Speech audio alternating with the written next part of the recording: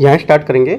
Daily का target जो हमारा रहता है, आज आपको क्या पढ़ना है, ठीक है। तो डेली आपको यहाँ पर टारगेट दिया जाता है कि यूपीएससी जो प्रीलिम्स एग्जाम है उसमें आपको जो एग्ज़ाम होगा क्या क्या वहाँ तक आपको कवर करना है, ठीक है।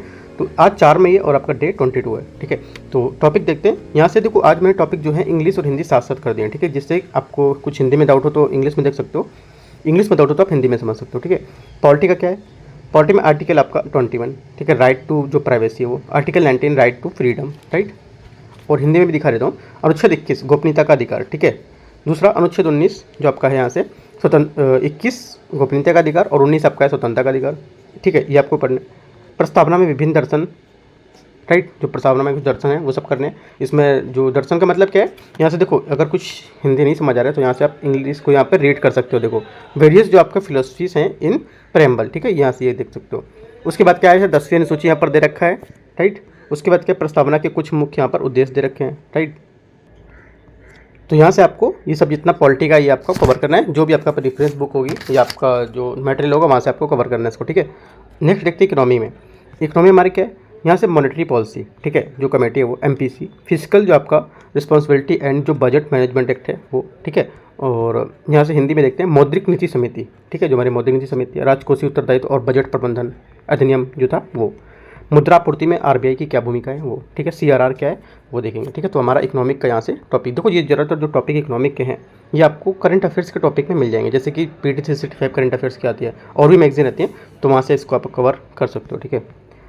अगला है साइंस टेक्नोलॉजी का, ठीक है, साइंस टेक्नोलॉजी और आपका बेसिक साइंस यहाँ पर शामिल होगा। तो इसमें क्या देखते हैं, इसमें आपका 3D प्रिंटिंग, ठीक है, 3D प्रिंटिंग और इसकी अनुप्रयोग क्या क्या इसके अनुप्रयोग हैं, 3D प्रिंटिंग के इसके बारे में आपको बताना है। बेले टू प्रयोग, ठीक है, जो बेले, जिस देखो बेले टू क्या है, यहाँ से आपको ये देखना लिखा हुआ है, इंग्लिश में आप देख सकते हैं, जैसे यहाँ लिखा हुआ है ना बेले टू एक्सपेरिमेंट, ये क्या है, ये आप एक बार गूगल करेंगे या आपको जो करंट अफेयर्स के नोट्स होंगे वहाँ पे भी टॉपिक मिल जाएगा, तो वहाँ से आपको कवर कर लेना, ठीक है।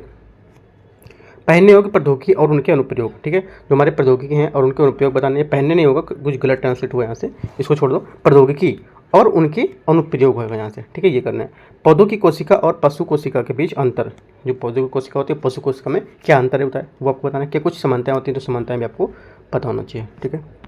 ड्रोन और उनके अनुप्रयोग, जो हमारे ड्रोन हैं क्या उसके अनुप्रयोग हैं, क्या लाभ हानि, क्या क्या कहाँ पर हम यूज कर सकते हैं, क्या क्या इसकी टर्म कंडीशन होती हैं, तो आपको ये पढ़ना है, ठीक है। बिस्फेनॉल ए बीपीए, ठीक है, प्लास्टिक संरचना जो कैसा है वो आपको यहाँ से पढ़ना है। सोडियम लैम्प बनाम एलईडी लैम्प, सोडियम लैम्प और एलईडी लैम्प कैसे एक दूसरे से भिन्न है या कैसे इनमें समानता है, तो वो आपको देखना है। इन्वायरमेंट यहाँ से देखते हैं, ठीक है, आपका जो हमारा पर्यावरण है पर्यावरण से देखते हैं। पर्यावरण में क्या है, इकोलॉजिकल सक्सेशन, ठीक है, इकोलॉजिकल सक्सेशन, वेरियस जो फूड इकोसिस्टम है हमारे वो, ठीक है, और ecosystem, biocarbon fund initiative, green climate fund, काफ़ी इंपॉर्टेंट है इस बार ग्रीन क्लाइमेट फंड इसके लिए, तो यहाँ से याद रखना है आपको ये।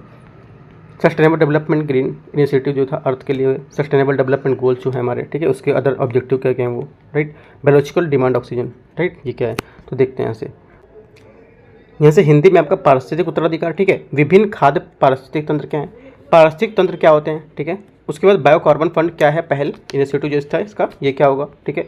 हरित जलवायु कोष जो आपका मैंने बताया था, ग्रीन जो आपका क्लाइमेट फंड था ये क्या है, राइट। सतत विकास जो आपका सस्टेनेबल डेवलपमेंट होता है, और जो आपका हरित पहल है पृथ्वी के लिए वो क्या है यहाँ, ठीक है।